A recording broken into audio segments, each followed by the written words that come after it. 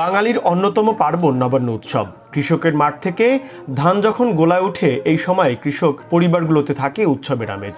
নতুন ধান দিয়ে বানানো হয় পিঠা পুলি সহ বিভিন্ন মুখরোচক খাবার, চলে আতিথেয়তার নানা আয়োজন। তবে নাগরিক জীবনের নবান্ন উৎসব এখন হারিয়ে যেতে বসেছে, যা ধরে রাখতে পটুয়াখালীতে কয়েক বছর ধরে জেলার বিভিন্ন শ্রেণী পেশার মানুষ একত্রিত হয়ে নবান্ন উৎসবের আয়োজন করে।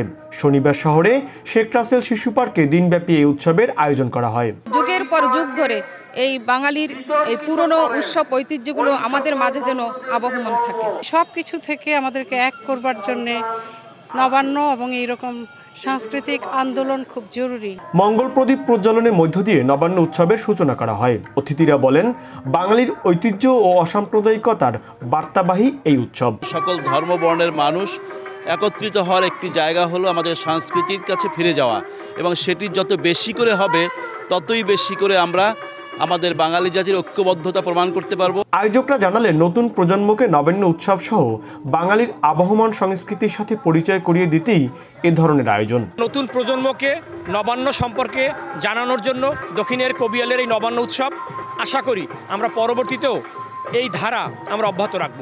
যে কৃষক সারা বছর রোদে পুড়ে বৃষ্টিতে ভিজে ফসল উৎপাদন করে অন্যের সংস্থান নিশ্চিত করেন, নবান্ন উৎসব থেকে তাদের প্রতি কৃতজ্ঞতা প্রকাশ করা হয়। আব্দুস সালাম আরিফ, বৈশাখী সংবাদ, পটুয়াখালী।